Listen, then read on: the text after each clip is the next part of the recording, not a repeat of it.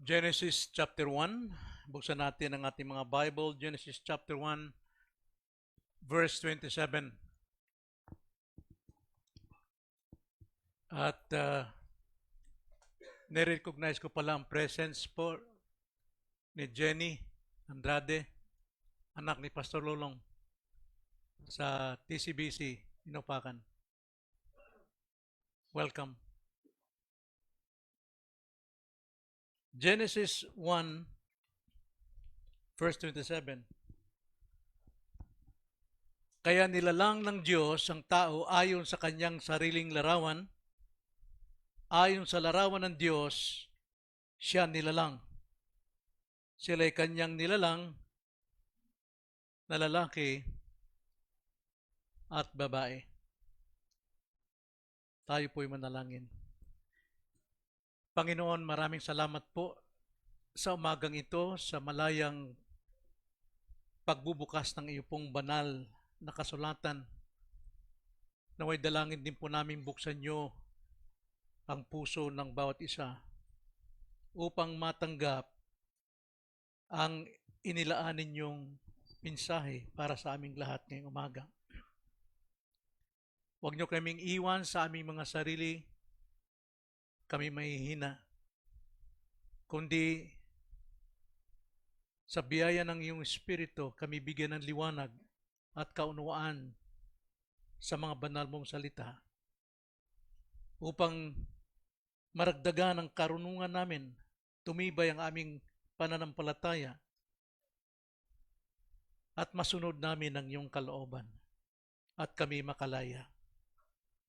Itong aming dalangin sa pangalan ng Panginoong Hesus. Amen. Genesis chapter 1 verse 27, ito po yung pagkalikha ng Diyos sa tao, kapwa lalaki at babae. Ang larawan ng Diyos na nasa kanila, ito hindi nakikita, kundi ito yung mga katangian, at isa na rito sa mga katangian ay ang emotion. Nais ko pong pagdiinan natin at pag-aralan ng tungkol sa emotion, sapagkat kadalasan dito po tayo nahuhulog sa pagkakasala, dito tayo nagkakamali sa ating mga desisyon. Kaya nais ko pong magbigay ng tatlong serye o tatlong lesson ng series na ito, kalayaan mula sa damdamin or emotion.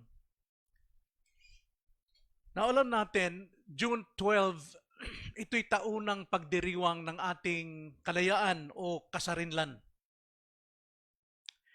Bago makamit ng bansang Pilipinas, ang kalayaang ito, napakaraming mga pangyayari sa kasaysayan.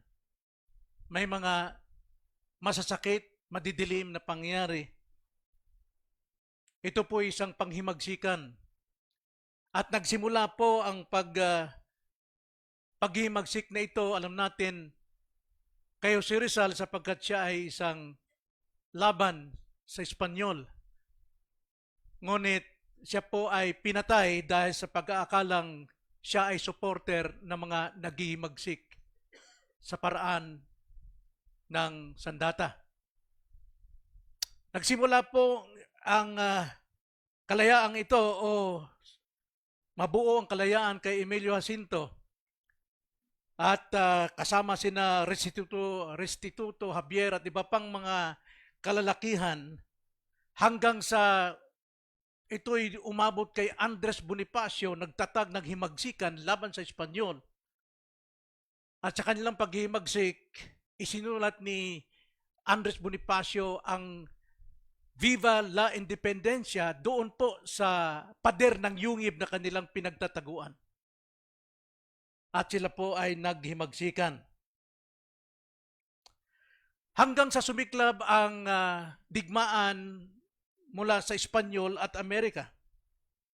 Espanyol at Amerikano. At nagwagi po ang Amerika. At sa isang banda, inuwi nila si Emilio Aguinaldo mula sa Amerika, pauwi sa Pilipinas, sa Cavite, upang siya po ang mamuno. Pagdating po ng June 12, naitakda ni Emilio Aguinaldo ang kalayaan. pinangunahan niya ang mga Pilipino at dito nga ay nagkaroon ng pagdeklara ng independence laban sa Espanyol o araw ng kasarinlan. Naman sabi natin sa kasaysayang ito, maging sa ating personal na buhay, walang taong nakaranas ng kalayaan malibang siya'y napailalim sa isang pagkaalipin. Hindi mo masabing ikay malaya kung hindi ka naalipin. At napakalaga po ang kalayaan. Marami tayong kaaway sa buhay natin, maaari nating matakasan o madaig, pero isang bagay na mahirap natin daigin hanggat hindi natin naunawaan na kalaban, ito ay ang ating damdamin, ang ating emosyon. Hindi natin ito matatakasan, hindi natin ito maiwasan. We cannot pray about it na, Lord, tanggalin mo ang damdaming ito. Kaya ang emotion, ito'y maaring maging sanhi ng ating tagumpay o maaring maging sanhi ng ating kabiguan. Taglay natin ito at hindi natin maiiwasan. Ang pagkakaiba lang, paano mo ito haharapin? Yan po ang pagkakaiba. Paano ito haharapin? Kaya sa loob po ng 3 leksyon, itong series na ito, pag-aaralan po natin ano yung dapat nating pagtagumpayan na emosyon. Unahin natin, talakayin ang pinakaugat. Walang iba kundi ang ating damdamin. Nang damdaming ito, simula nung tayo likha ng Diyos ayon sa kanyang wangis, alam natin kung saan nagmula ang damdaming ito ay mula sa Diyos. Nilikha tayo ng Diyos na makatuwiran. Binigyan tayo ng kakayanan na magplano, magdesisyon. Ngunit nasusubo pa rin tayo sa iba't ibang gulo dahil dito, hindi natin kayang harapin, kulang tayo sa kaalaman. At gaya ng ating napag-aralan kanina, the providence of God ay malinaw na nasa atin ang kalayaan upang desisyonan ito. Kaya madalas tayo po'y napapahamak at naranasan natin ang mga regrets, pagsisisi, panghinayang sa ating mga nagawa. Kaya emotions ay dapat mapagtagumpayan, makontrol, upang lumago tayo sa spiritual na kalaguan. Na gusto kong tignan ito sa 3 bahagi, mga kapatid. 3 aspeto ng emotion. Una, ang emotion, kailangan nating harapin ito sa positibong paraan. Sa positive na paraan. Kadalasan po dito nagkakamali ang marami sapagkat kanilang pinababayaan lamang ang damdaming ito. Hinaharap nito sa negative way. At karamihan sa negatibong paraan, sinasabi nila, masakit yan. Masakit talaga. Hayaan mo na lamang lumipas yan. Yung damdaming niyan, yung masakit na karanasan yan, hayaan mo na lang lumipas yan. Mawawala din yan. Huwag hayaang sirain ang buhay mo dahil sa damdaming mong yan, sa emotion mong yan. Yan po ay isang kaplastikan. Pag yan po ang pinakinggan natin, totoo, hindi natin kaya itong alisin, pero magagawa natin itong harapin in a positive way. Sa positibong pamamaraan, dapat tayong magdepende sa salita ng Panginoon. Laging salita ng Diyos ang ating sangkalan pagdating sa damdamin. Na pagdating po sa damdamin, marami po tayong text sa Bible na makapagpapatunay na nasa atin lahat ito. Na gusto kong basahin una ang Philippians chapter 4 verse 6 to 7. Basahin ko lang mga examples na ito upang makita natin na nasa atin ang damdaming ito. Ang sabi po sa Philippians 4:6-7, huwag kayong mabalisa sa anumang bagay, kundi sa lahat ng mga bagay, sa pamamagitan ng panalangin at pagsamo na may pagpapasalamat, ay ipalam ninyo ang inyong mga kahilingan sa Diyos. At ang kapayapaan ng Diyos na hindi maabot ng pag-iisip ang mag-iingat ng inyong mga puso at mga pag-iisip kay Jesucristo. Na one way na atin pong makilala ang damdamin, nararamdaman natin to, pero ang binibigyan na solusyon is prayer. Kailangan tayong manalangin. Ingatan natin ang ating mga sarili. Proverbs 15:13, ang masayang puso ay nagpapasaya ng mukha, ngunit sa kapanglawan ng puso ay nababagabag ang diwa. See, nandun ang emotion. Kung ating emotion ay masaya, masaya ang ating mukha. At kung hindi, ang puso natin nababagabag. Proverbs 15:18, ang mainiting tao ay naguudyok ng pagtatalo, ngunit siyang makupad sa galit ay nagpapahupa ng gulo. Nakita nyo, ang mainitin, hot-tempered na tao ay madaling mapasok sa gulo, pero yung pong mayroong kontrol ay napapaiwas o nagpapahupa ng gulo. Proverbs 25:28, siyang hindi nagpipigil ng kanyang sarili ay parang lungsod na winasak at walang pader na nalabi. Proverbs 29:11, inihihinga ng hangal ang kanyang buong galit, ngunit ang matalino ay nagpipigil ng tahimik. Narinig niyo na ba yun? Huminga ka malalim para mawala yung galit mo. Pero biblical way, solution is pigil. Yun ang pinakahuling fruit of the Spirit. Ang pagpipigil sa sarili.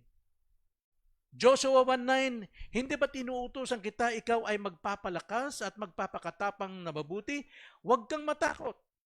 Ni man lupaypay, sapagkat ang Panginoon mong Diyos ay kasama mo saan ka man naroon. So, pagkatakot, panlulupaypay, na ang positive dyan ay andyan ang Diyos kasama mo. Hindi kanya iiwan. Colossus 2:8, kayo'y mag-ingat. Baka sa inyo'y may bumihag sa pamamagitan ng filosofiya at walang kabuluhang pandaraya ayon sa tradisyon ng mga tao, ayon sa mga simulain ng sanlibutan at hindi ayon kay Kristo. See? Nariyan po ang damdamin na kailangan nating pagtagumpayan. Si Jesus Christ mismo, mayroon din siyang damdamin. Mark 8:2, nahahabag ako sa maraming tao sapagkat 3 araw ko na silang kasama at walang makain. Andyan yung damdamin. Maging ang ating Panginoon. Si Pablo, Philippians 1:7, for it is only right for me to feel this way about you all, because I have you in my heart, since both in my imprisonment and in the defense and confirmation of the gospel, you all are partakers of grace with me. So, makita natin, emotion po, hindi lamang ito damdamin, mga kapatid. Ang damdamin natin, ang ating demotion, hindi lang ba ito feeling? Dapat makita natin ang tamang damdamin. Like for example, 1 John 3, verse 17 to 24. Ganito pong sabi. Subalit ang sino mang may mga pag-aari sa sanlibutan ito at nakikita ang kanyang kapatid na nangangailangan at pinagsarahan niya ng kanyang damdamin, paanong nananatili ang pag-ibig ng Diyos sa kanya? Mga munting anak, huwag tayong umibig sa salita, ni sa dila, kundi sa gawa at sa katotohanan. Damdamin po minsan nagsasara ng pinto sa mga taong nangangailangan, sa mga taong dapat kahabagan. Sabi sa 19, dito natin makikilala na tayo mula sa katotohanan at magkakaroon ng kapanatagan, ang ating damdamin, ang ating mga puso sa harapan niya, tuwing hahatulan tayo ng ating puso, sapagkat ang Diyos ay higit na dakila kaysa sa ating puso at nalalaman niya ang lahat ng mga bagay. Ano pong sinasabi? Ang damdamin po sa negatibong pamaraan, pabayaan mo yan. Pero ang damdamin sa positibong paraan ayon sa banal na kasulatan, harapin mo yan. Huwag tayong magtiwala sa salita lamang o sa damdamin lamang. Dapat mayroon tayong gawa. Dapat namumuhay tayo sa katotohanan. Dapat namumuhay tayo sa kapayapaan sa ating kapwa. Ano mang hingin natin ay, ang sabi ng Panginoon, matatanggap natin dahil mayroon tayong ginagawa sa ating damdamin at hindi lamang ito basta feelings. Ang Diyos po ay interesado sa ating feelings, sa ating damdamin, sa ating emotion, lalo na pagdating sa paglilingkod sa Kanya. Kailangan din natin ng damdamin pagdating sa paglilingkod sa Kanya. Dapat mayroon tayong joy, mayroon tayong kagalakan sa simula pa lamang, sapagkat bakit ganon? Sapagkat kung wala po tayong joy sa ating paglilingkod, sa ating pagsamba, matutulad tayo kay Cain. Si Cain po, sumasamba sa Diyos. Dala niya ang mga magagandang prutas ng kanyang mga pagsusumikap upang makapagbigay ng handog sa Panginoon. Ngunit mayroon siyang inggit. Mayroon siyang galit sa kanyang kapatid. At habang siya nagsumasamba, nananatili ito. So hindi lamang natin dapat ipakita sa ating gawa, dapat mayroon ding pagkukontrol ng ating galit. Kaya tignan natin, ang sabi sa Genesis chapter 4 verse 4 to 7, saan humantong yung emotion ni Cain. Ang sabi, nagdala rin si Abel ng mga panganay ng kanyang kawan, ang taba ng mga iyon, at pinalagaan ng Panginoon si Abel at ang kanyang handog. Bakit po? Bagamat may dala si Cain, noong mga unang bunga ng kanyang mga tupa, ito po'y ginawa niya ayon sa pananampalataya, sapagkat yun ang hinihingi ng Diyos. Hindi po masama ang maghandog ng mga prutas. Kasama rin yan. Pero ayon sa damdamin. Kaya Cain ay pananampalataya. Subalit si Abel. Ngunit kay Cain, verse 5, subalit hindi niya pinalagaan si Cain at ang kanyang handog. Bakit po? Nakikita ng Panginoon ang puso natin. Sa tuwing tayo po ay sasamba, sa tuwing tayo po ay maghahandog ng ating sarili bilang handog na buhay sa Panginoon sa pagsamba. Galit na galit si Cain at nagngingit-ngit ang kanyang mukha. Nakikita ng Panginoon yan. Kaya sinabi ng Panginoon kay Cain, bakit ka nagagalit at bakit nagngingit-ngit ang iyong mukha? 7. Kung ikaw ay gumawa ng mabuti, hindi ka ba tatanggapin? At kung hindi ka gumawa ng mabuti, ang kasalanan ang nag-aabang sa pinto, ikaw ay ang nais nito, subalit kailangang madaig mo ito.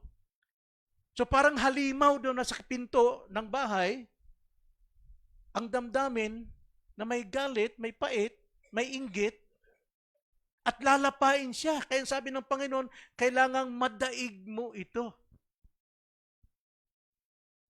Kailangan madaig natin ito. Now, sa ating pong pagsamba, minsan mayroon tayong problema sa bahay, mag-asawa, nag-aaway, kung kailan paalis na, mga anak, magulo, matigas ang ulo, oras na hindi pa nagigising dahil hindi sinasanay. Kaya pagdating sa pagsamba, mainit ang ulo, may galit, kaplastikan na lamang ang pakikiharap natin sa ating kapwa. Lalo na kung mayroon kang kagalit sa church. 1 linggo, 2 linggo nang hindi pa nawawala sa iyo, kaplastikan yan. Isang halimaw yan sa iyong pintuan ng buhay at handa kang lapain nito. Masisira at masisira ka. Hindi kinalulugdan ang iyong emotion sa Panginoon sa paglilingkod sa Kanya. Hindi kinalulugdan ang emotion. So yun po ang positibong paraan na dapat nating pagharap. Tingnan natin ngayon, ikalawa, saan nagmula? At anong halaga nito? Saan nagmula ang emotion? Genesis 1:27 yung ating binasa kanina. God created man in His own image. In the image of God, He created him, male and female, He created them. So nagmula ito sa Diyos. We are created by God's image, in the image of God. Taglay ng tao ang hindi nakikitang sangkap na ito. sa atin. Now, ating pong sangkap, mga kapatid, bilang isang tao, dalawa lang po. Ano po yun? The visible and the invisible. So sa mga katwid, ang substance po natin is the body and soul. Mayroon po nagtuturo na tatlo. Body, soul, and spirit. Now remember, pag binanggit yung body and spirit sa Bible, Hebrews chapter 4 verse 12, na ang salita ng Diyos ay matalim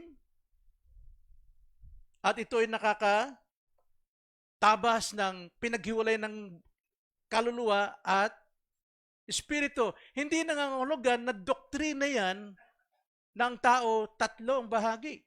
Kundi ang context doon ay pinapakita how sharp the Word of God is. Kahit na ang pinaka-imposibleng pasukin ng salita ng Diyos, papasukin yan. Ganun po. At mayroon pa ibang bagay sa mga talata na pakabanalin ninyo ang inyong sarili, ang inyong katawan, kaluluwa at espiritu. Now, ang context yan, hindi po tungkol sa substance ng tao na mayroon tatlo, kundi ang context niyan is paano kang mamuhay na pure. Pero kung sa Genesis hanggang Revelation, makikita natin soul and spirit are interchangeable. Ito po ay ginagamit na interchangeable. Pwedeng gamitin na soul, pwedeng spirit, isa lang yan. Kaya nga ang substance ng tao is physical, visible, and invisible. Dapat nating maunawaan. So sa makatwid, pagdating po sa spirit, tayo nilikha ng Diyos, God is spirit, and we are created according to His image. So taglay din po natin ang invisible substance. That is the spirit or the soul. Both soul and spirit, taglay dito ang ating isipan, ang ating emotions, ang ating will. Emotions ay bahagi ng ating kaluluwa. Ito ay eternal. Hindi ito namamatay, mga kapatid. Walang sinasabi sa Biblia ng kaluluwa o espiritu ay namamatay sa impyerno. Hindi po. Eternally, paparusahan ito sapagkat hindi mamamatay. At kung ikaw na may ligtas, eternally, makakasama sa Diyos, hindi ito namamatay. So, soul and spirit, ito po ay eternal. Taglay nito ang ating emotions. Taglay ang ating pagtawa, taglay ang ating kagalakan, taglay natin ang kasiyahan, taglay natin ang pagsamba. Dahil tayo po ay larawan ng Diyos, mayroon tayong damdamin. So ang Diyos ba may damdamin? Natural. Ang Diyos may damdamin. Sapagkat siya isang persona. Pero ang kanyang emosyon ay tumutugon lamang sa kanyang banal na attributes. Hindi tulad ng ating galit, pag tayo nagagalit, talagang kasalanan. Whereas ang Panginoon, ang kanyang galit ay hindi po ibig sabihin tulad ng galit ng tao, kundi ito'y tumutugon sa kanyang banal na katangian. So, ang kanyang galit, ang kanyang emotion ay batay sa kanyang banal na kasulatan. James 1:17. Every good thing given and every perfect gift is from above. Lahat daw ng mabuting bagay at lahat ng perpektong kaloob ay pinagkaloob sa atin mula sa taas. Coming down from the Father of lights. Ibig sabihin, walang anumang dilim sa kanya, walang anumang kamalian.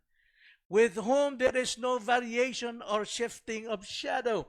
Wala pong pagbabago ng Diyos. He remains faithful, remains holy, righteous, yung kanyang attribute. So therefore, ang kanyang pong pagtugon ng kanyang damdamin sa anumang sitwasyon, batay sa kanyang banal na kalooban. Di tulad sa tao, batay sa ating pagkamakasalanan.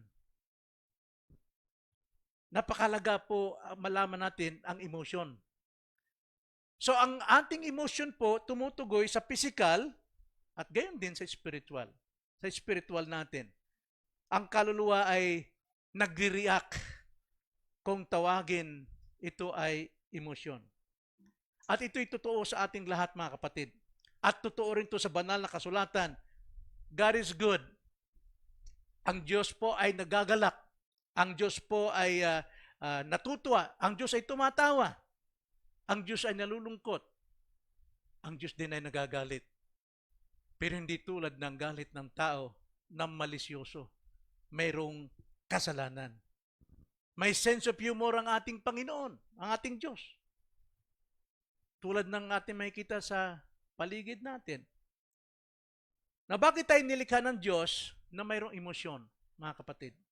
At anong halaga nito sa atin? Napakahalaga po, mga kapatid.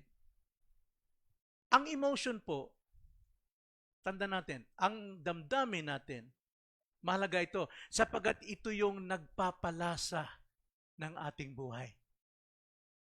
Ito yung spices. Kumbaga sa pagkain, kung wala pong pampalasa, mga kapatid, hindi ka makakain at hindi ka mabubusog. Emotions po ay hindi po nakapagdadagdag ng sangkap sa buhay.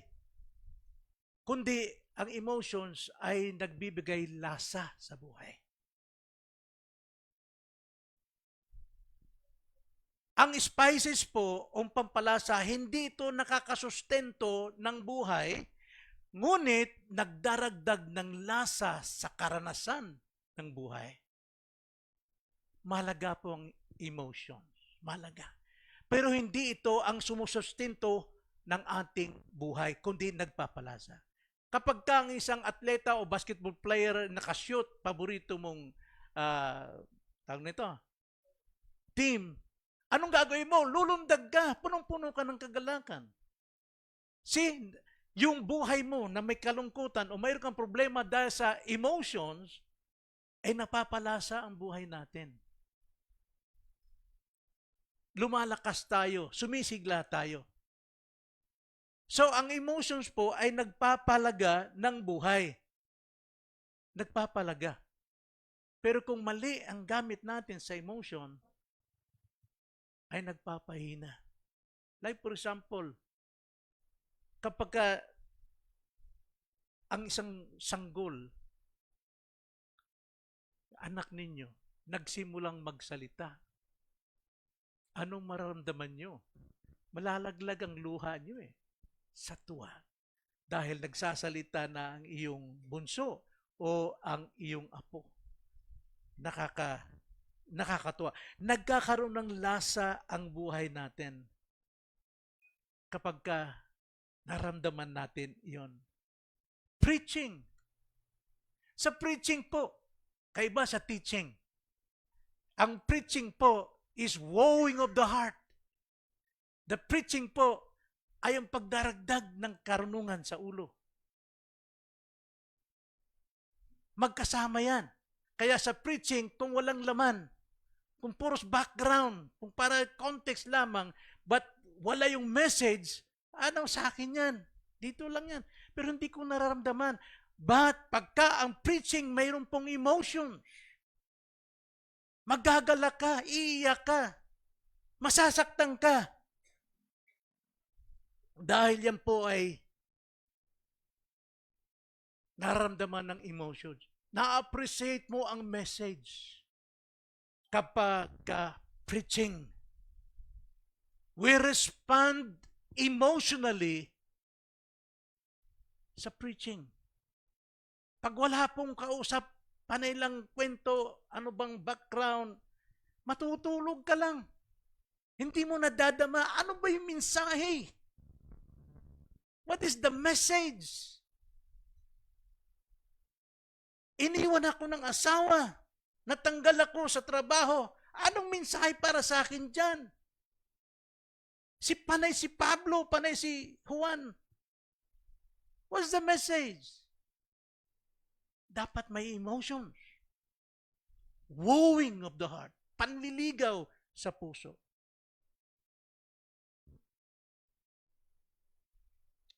Kaya ang emotion po, ito'y nagre-respond sa ating situation sa buhay. Napakalaga po nito. Tingnan niyo ang sinabi ni si Pedro, Mark chapter 9 verse 4 to 7. At doon nagpakita sa kanila si Elias, nakasama ni Moises, at sila'y nakipag-usap kay Jesus. Sinabi ni Pedro kay Jesus, itong response niya, so his emotion, nung makita niya, buhay si Elias, buhay si Moises.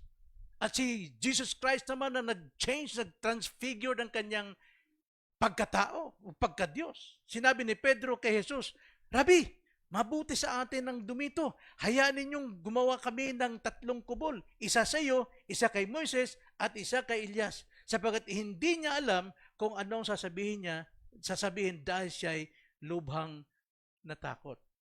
So sa emosyon ni Pedro, kung ano nung pinagsasabi niya. So napakalaga pong emotion. Ingat lang. Sapagkat may emotions na wala pong sangkap, walang spices. Kaya marami pong tumatalikod sa salita ng Diyos dahil naghahanap ang mga listeners ng emotional services. Yan po yung walang sangkap na emotion. Gusto nilang yung pastor talagang charismatic, lumulundag, sumisigaw, umiiyak, o nagpapatawa, panay jokes. At kung hindi sila makarinig doon, iiwanan nila ang iglesia yon sapagkat hindi nila nararamdaman. Maling emotion po yun. Para bang ang tao ay nabubuhay sa spices na walang pagkain. Namumuhay ka lang sa feelings na walang laman. Hindi ka pwedeng mamuhay sa panlasa lang, puros panlasa, ingredients lang kakainin mo. Marami pong ganyang Christians naghahanap po ng mga emotional. So ang emotion po, hindi kapalit doon sa nilalaman ng message. Hindi kapalit doon. So nakita natin kung saan nagmula ang emotions sa pagkalikha natin sa Diyos. Ikatlo, mga kapatid, ang emotions ay kailangang kilalaning ito'y napipigilan. Tanda natin, hindi tayo laging namumuhay sa spices, sa pampalasa. Kailangan itong pagpipigil.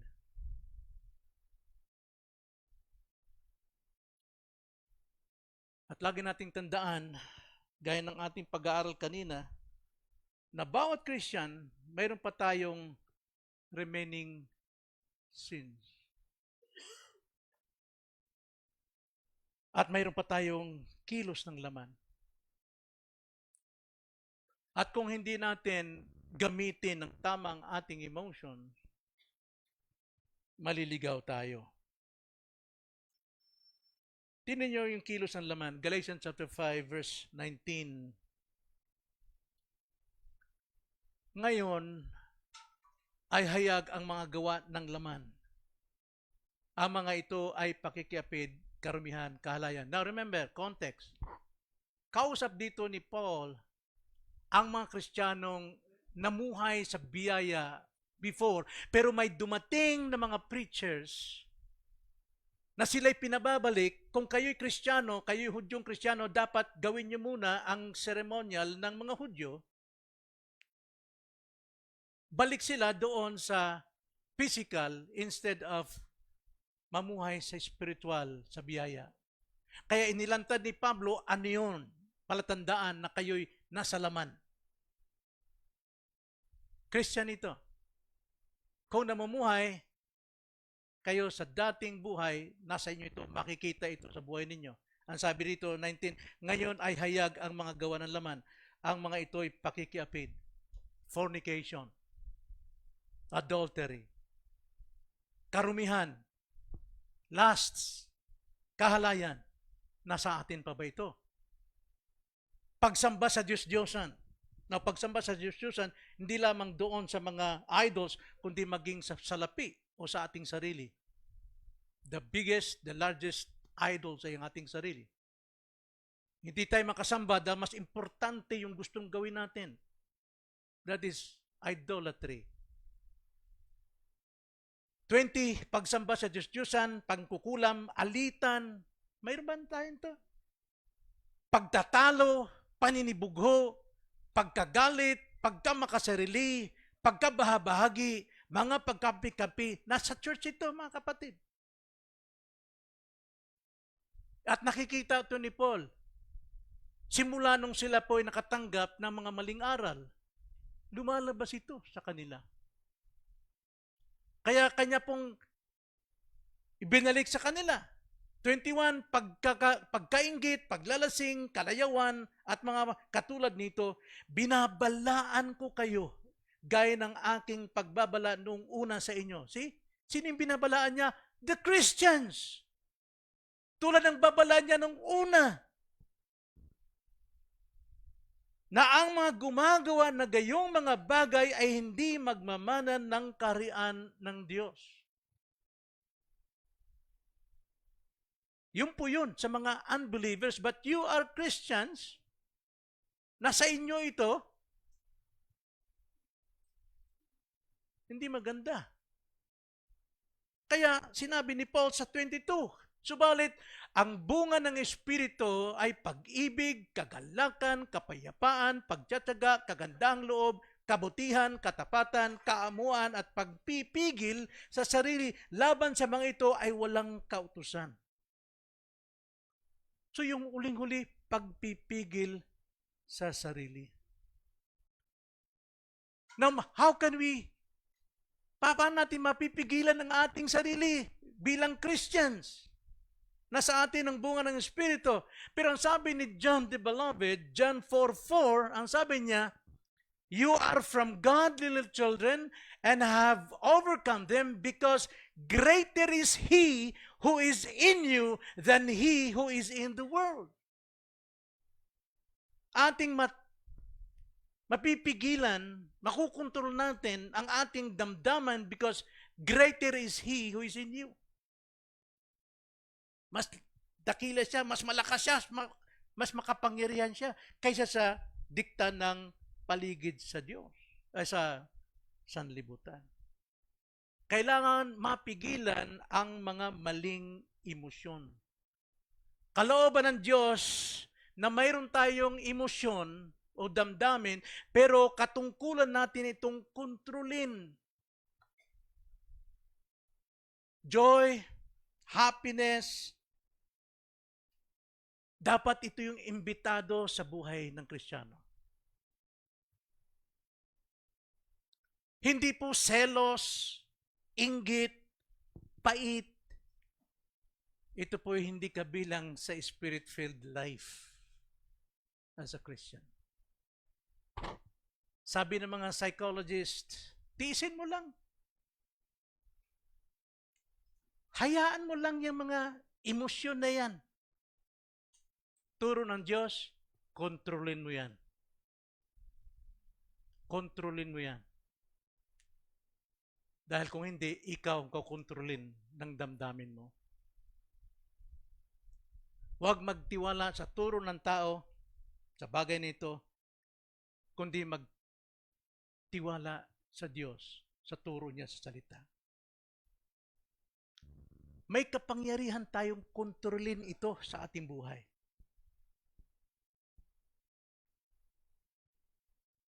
Sapagkat tayo po'y pinanahanan ng banal na Espiritu. Meaning to say, piliin nating huwag matakot, sabi na nga ng Panginoon sa John 14:26, fear not, sapagkat nasa iyo ang Espiritu Santo. So, kontrol na, piliin nating makontrol, huwag tayo matakot sa bagay nito. Ang emosyon natin, wala pong kapangyarihan laban sa atin. We can control it. Hindi lamang dapat natin tanggihan ang emotion, kundi maling emotion, kundi tayo ang magdesisyon, tanggihan at tanggapin ang tama.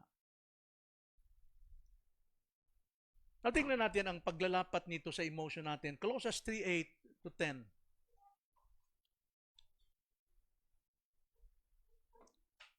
Ngunit ngayon ay itakwil ninyo ang lahat ng mga ito. Galit, puot, masamang pag-iisip, panlalait at maruming pananalita mula sa inyong bibig. Huwag kayong magsinungaling sa isa't isa.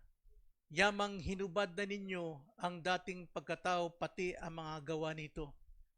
At kayo'y nagbihis na ng bagong pagkatao na binabago sa kaalaman ayon sa larawan ng lumalang sa inyo. Kaya pag dumating sa atin yung damdaming ito na tayo po'y nagagalit, napipikon, naiinggit, sumasama ang loob, nagtatanim ng sama ng loob, patayin, pigilan. Sapagkat sisirain ka niyan. Wala ka nang ihaharap na mukha sa iyong kapwa. Kung wala kang maiharap sa iyong kapwa, lalo tigit sa Diyos sapagkat nalalaman niya kung paano kang sikain. Naiinggit ka at nagagalit sa iyong loob. Hayaan mo bang kontroling ka ng emosyon? Natural ang sagot mo, hindi. Pero hanggat ngayon, bakit taglay mo pa rin? Natutuwa ka. Galit na galit ka. Inggit na inggit tuwa ka talagang gihambin ba ni mo ba? Talagang, ganyan. Mumuwi ang taong yan. Hey, buti pa, tumuwari ka sana siya. Ayaw ko makita ang taong yan. Ngayon makita sa church, maring gusto mo siyang mamatay, o ikaw mismong mamatay para hindi ka na makita sa kanya. You know what? Ang problema rito, natutuwa tayo na mayroon tayong binibinbin na emosyon. Pero ang sabi ng banal na kasulatan, you're grieving the Holy Spirit. Sinasaktan mo ang banal na Espiritu. Nagdurusa siya dahil sa atin. Alam mo, hindi na kasi siya makahiwalay sa atin as Christian. Once na siya po ay tumira na sa atin, the Spirit of God's Son represents the Holy Spirit, hindi na siya alis sa iyo But you're grieving Him day and night. Nasasaktan siya. Kaya nga doon sa providence of God, binigyan tayo ng free will ng Panginoon na dapat piliin natin ang wasto. Gumamit tayo ng means, sapagkat yung means at siya makapagbabago ng resulta ng itinakda ng Panginoon. Yung tinakda, hindi magbabago. Pero yung resulta, kung saan tayo pupunta. Kaya mayroon tayong pirming 1 John 1:9. Confess your sin.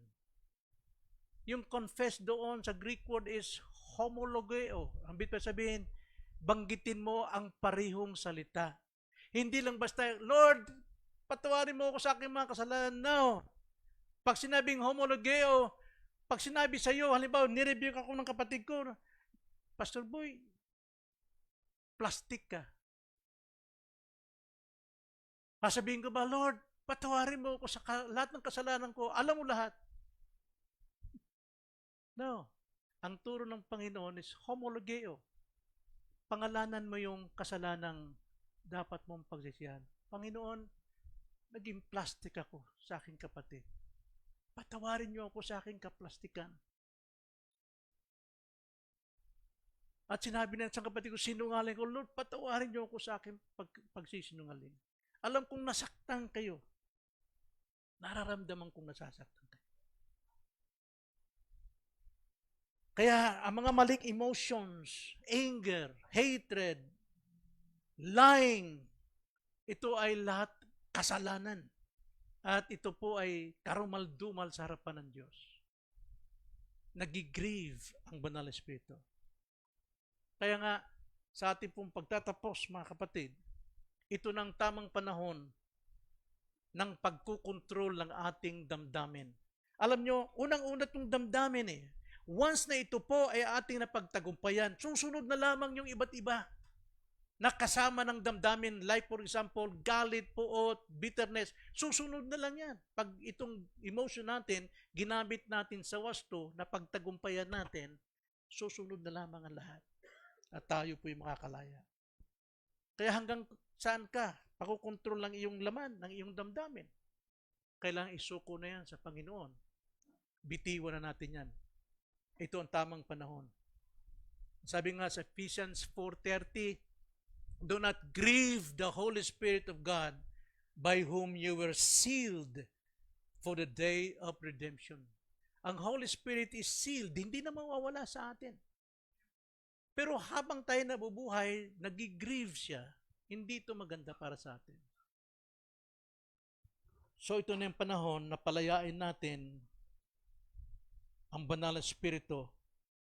Harapin natin ang ating emotions. Matuto tayong harapin ito ng tama. Huwag tayong paalipin sa mga maling damdaming ito.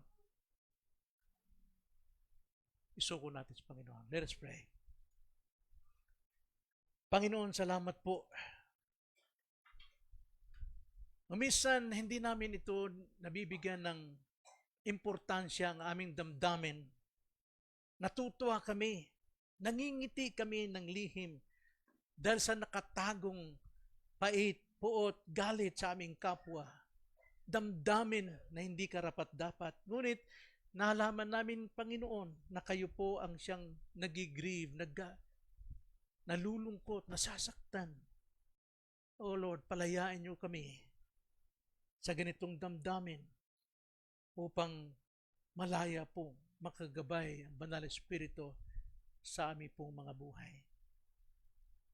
Tulungan niyo rin po, Panginoon, ang mga wala pa kay Kristo na sila'y alipin ng kanilang damdamin, na sila'y mapalaya upang makita nila, maunawaan nila ang Ebanghelyo at makita si Kristo na kanilang sampalatayanan upang sila'y makalaya ng tuluyan at sila'y magkaroon ng kaligtasan. Maraming salamat po. In Jesus' name. Amen.